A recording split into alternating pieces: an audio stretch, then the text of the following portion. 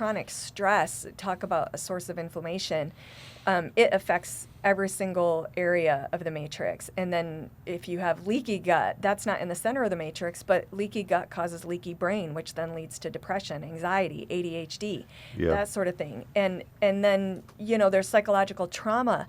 So many people have trauma even from birth and early childhood, and it's a really difficult, destructive world we live in. And that trauma can cause leaky gut later in life, or cause you to have chronic ankle pain because of this trauma you suffered as a child that you never really dealt with.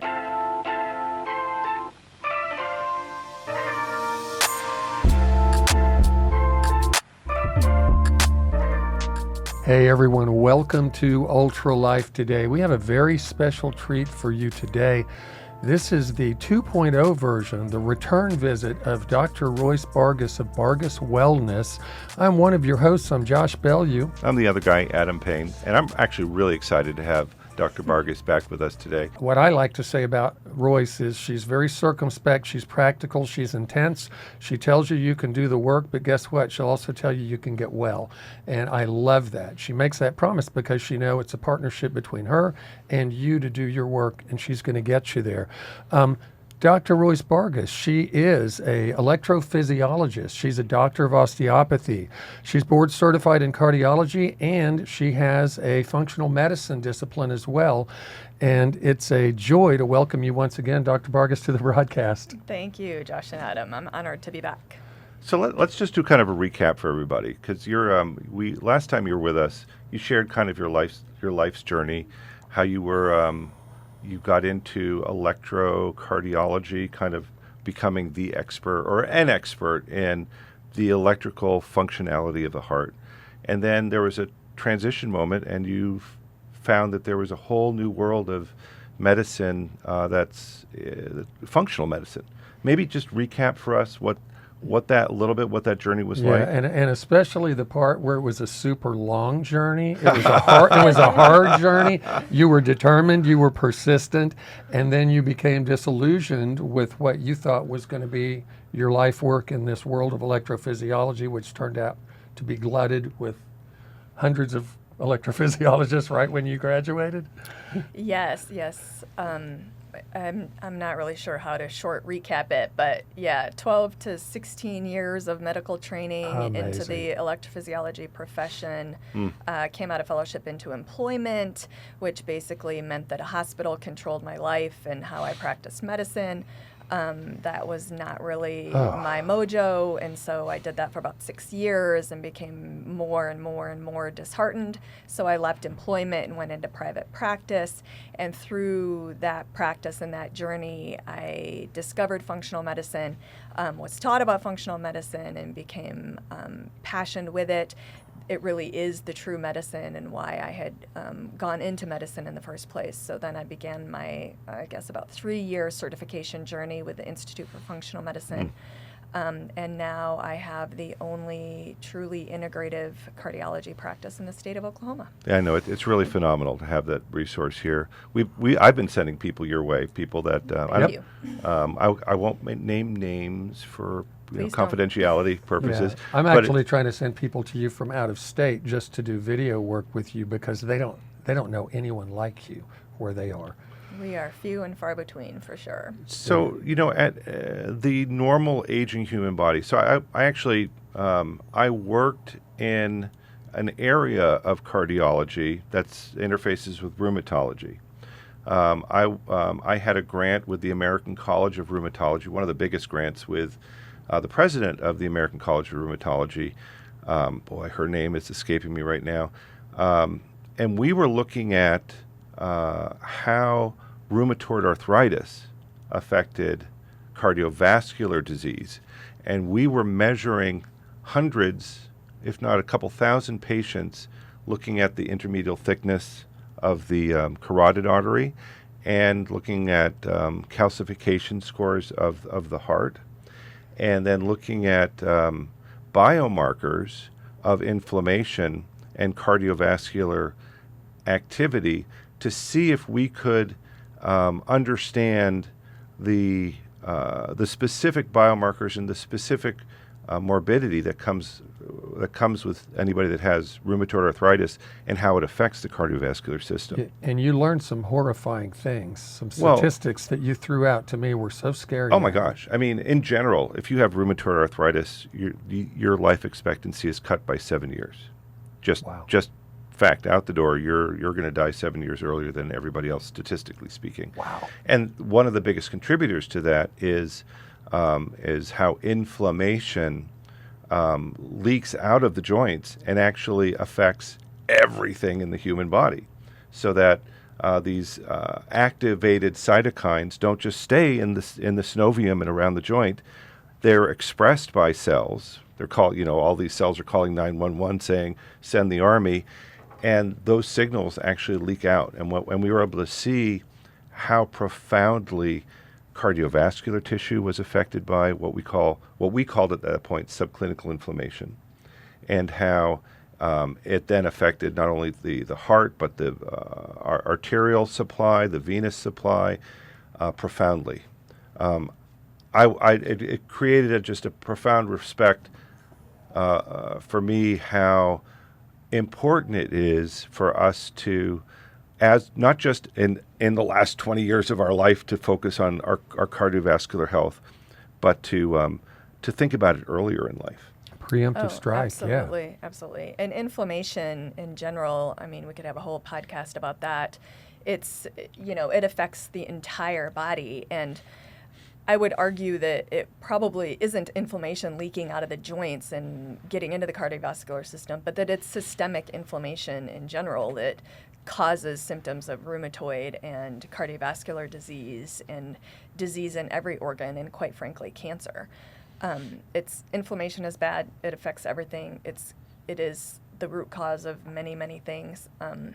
And it's best to stamp it out as early as possible. Yeah, we call it inflammaging now in the world of functional medicine. That's a beautiful term. Do you know there's a key opinion leader in the American College of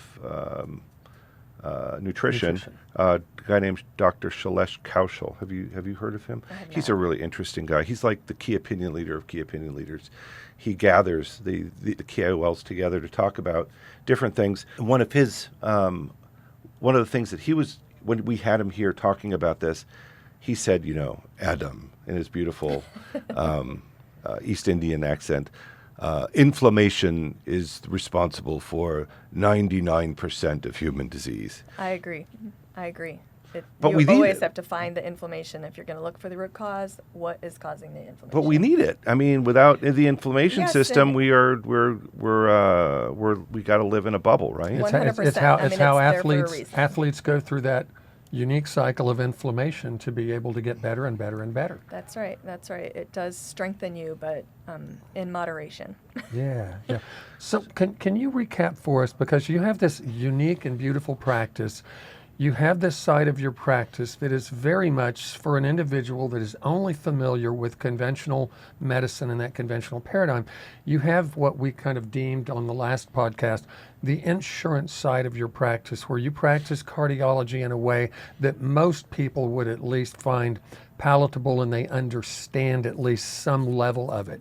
But then Adam asked you the question last time, the difference between functional and integrative, and within your discipline, the courses that you took over 3 years, can you remind us what those, I think, was it 6 points of integrative medicine? Oh, wasn't it 7? The stool. Okay, 7, okay. 7. Okay, Can you remind us of that, and then kind of tell our audience and how that might take someone that comes to you that's got this traditional facing understanding of how they integrate with their doctor, and then how you can help shift them towards something that's much more preemptive strike, preventive.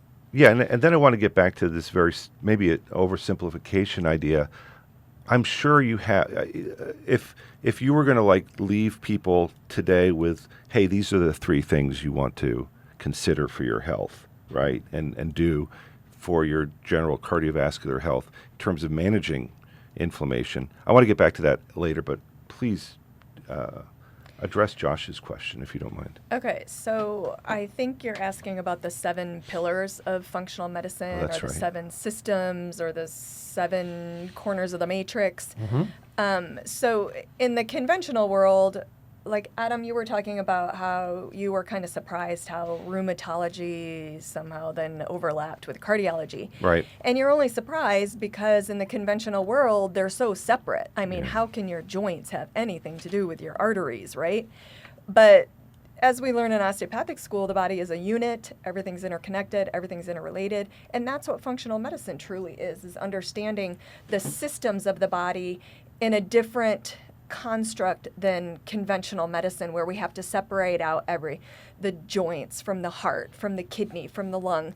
And I mean, that is all driven by the payer source. Like, how are we going to get paid? And insurance. Where functional medicine really does look at the body as a whole. And so we look at things like your ability to detoxify, which we call biotransformation, your mitochondrial health, which your mitochondria build every molecule of ATP that is the energy currency of the body, and so much of our world destroys the mitochondria. And in the conventional world, the only time you ever hear about mitochondria are these like 1 in a million super rare mitochondrial disorders.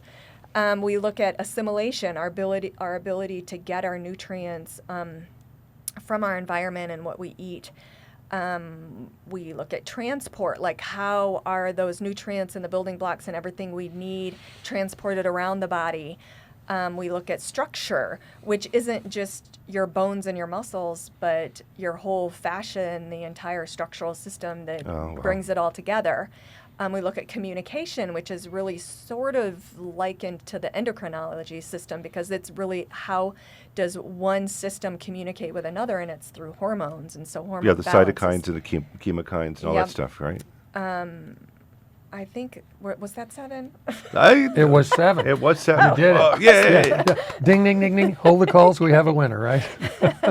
So, I mean, I'm just listening to that. It's fascinating because each one of those you're talking about the human body as a whole living unit, not as separate operating organ systems. Yeah, and as you're mentioning those, I literally see how one thing being off here creates this cascade and domino effect of all these other things. And so how does one go about balancing these 7 things? Can you actually put your finger sometimes on one thing and then have it affect multiple things to make them better?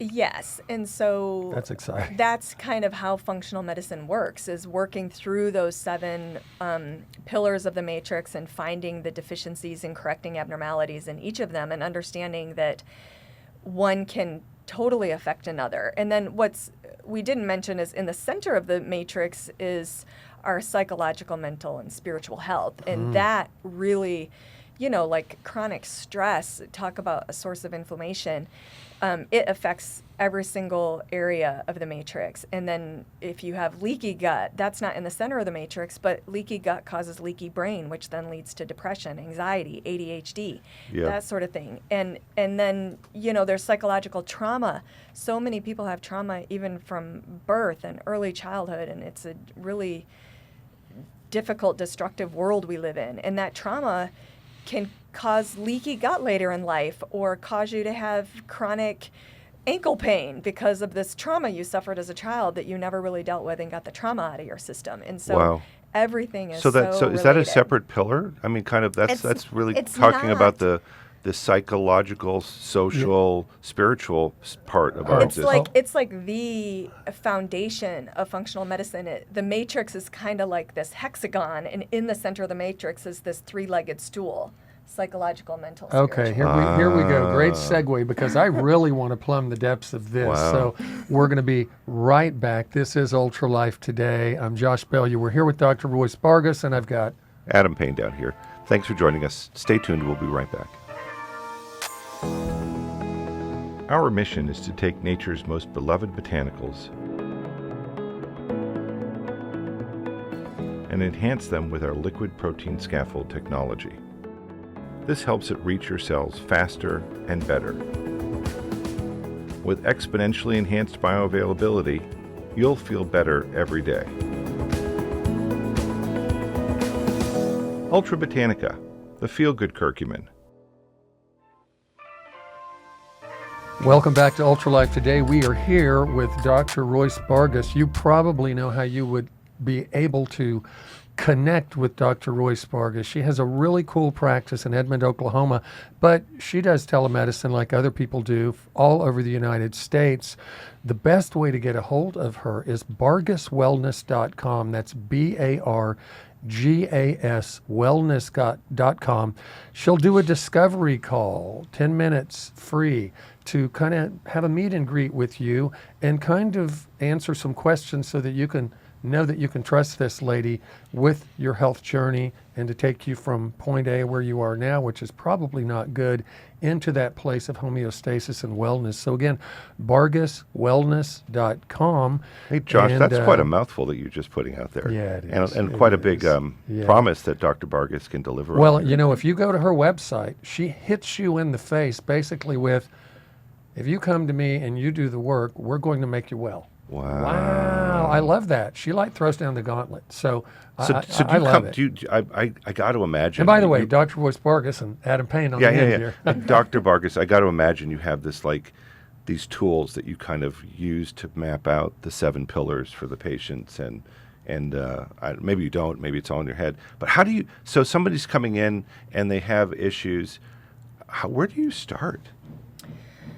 Well, the history taking in functional medicine is the most comprehensive you would ever see. My patients are always like, what? I have to fill out this 22-page document? But And that's just the start, right? That's just the gathering and behind of the scenes, the you're spending 4 hours reviewing that, right? I'm spending many hours reviewing it. And we also obtain tons of prior evaluation medical records on the conventional side, or if they've ever had functional testing. I review all of that. And so a big part of functional medicine when I meet somebody is to tell them their story. And so I have to have spent all this time in their history to kind of summarize all that for them in the clinic and tell them, because especially in the conventional world, people have an angiogram and get a stent and they don't even know what happened. And so, or they have heart failure. Super common that people have heart failure and they don't, nobody's even said the term heart failure or explained to them what does that even mean. And so I basically, in the first hour that I spend with somebody, I'm conducting a very comprehensive nutritional exam. And a full physical exam that includes a nutritional exam. And then I'm summarizing their life story as I see it and have them fill in gaps that have been lacking through my history taking. And then sometimes in the first hour, our first visit, I don't even get an opportunity to tell them what I think, where the problems are and where we're going. That's all typed up in a different document after they leave, because some people's history is really complicated, and it's really important to tell them their story so that they can understand how I see them as a whole person and how things in their life have gotten them to where they are, and things that they might think are completely unrelated are contributing to where they are. And it's also important to understand. That's a huge statement. Yeah, if you've had chronic GI issues since you were 7 and you're 70, you are not going to get better in a week, and people need to understand, it can be a very long journey back to health if you have been sick your whole life. But it's possible. So 100%. You see it, yes. Yep. I'm imagining the medical history, and then you have test to get more information. I do a lot of testing. I think that might be a little overboard because I also... Well, compared to what normally you go in, you do a CBC with the doctor or maybe some other things, my sense is that you do a lot more. Yes, my testing is much more comprehensive, but I also pace myself and the patient, because with every very advanced comprehensive functional test I do, there come a lot of protocol changes and a lot of recommendations. And so what I really try to stay away from, and this comes from experience of things not going well, is doing 3 different humongous tests and then there are 100 changes a person has to make. And I only have an hour, which, quite frankly, is over 10 times longer than any other physician spends with their patients. Mm-hmm. But it's also important that I interpret all of this these results. Like, what does this mean, and how did we get here, and where are we going? And I can only cover one test, I've discovered. Royce, is there one or two tests for an individual that's coming to you with a cardiology issue? Is there one or two tests for you that are kind of almost out of the chute you always do, because that gives you at least somewhat of a broader look rather than just like pinpointing, like a high-powered rifle? Is that common for you or not necessarily? Yes, it's not a test. It's one panel. So I do advanced cardio-metabolic testing, and it's probably one of the most common things I do in my practice. And so that's fractionation of lipids. So that's doing NMR of your lipids and really breaking down your, quote, bad cholesterol particles and seeing what those look like. Checking your fatty acid balance, looking at your omega-6 to 3 ratio, which is a direct correlate to inflammation in the body. I look at several inflammatory markers that tell me about systemic inflammation, vascular inflammation. I look at oxidation. I do a battery of tests to look at your metabolic health. And how exciting! Some hormones. Yes, I mean, you're you're getting this immense, beautiful palette of information, and I'm sure each test is telling you a story about where. I mean, if it's out of balance this way, you're like, that's interesting, but it could be out of balance that way. Are there more similarities in what you're seeing, or is it quite variable when you end up testing people? Oh, it's highly variable, and interesting. Like, some of the people that I think would be the most inflamed, for whatever reason, they're not by the markers that I test. I firmly believe that there's actually inflammation that goes on that we don't even know how to look for yet. So I want to frame something up for viewers. What you mentioned just now, you went through this long list, but does that fall under that one panel that you say is something you always do? So sort of. Yeah. Okay, because here's what I want to say. Some of these tests, our viewers are so used to the insurance pay thing, $5 copay, no copay, $10 copay.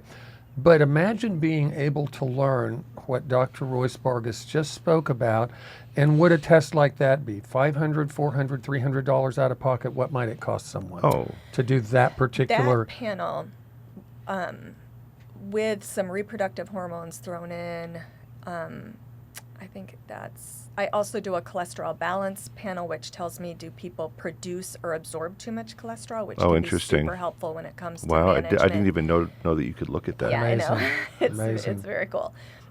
So that whole panel, if I recall correctly, cash pay through my office is under $800. Okay, so, I mean, I just want to put that in perspective.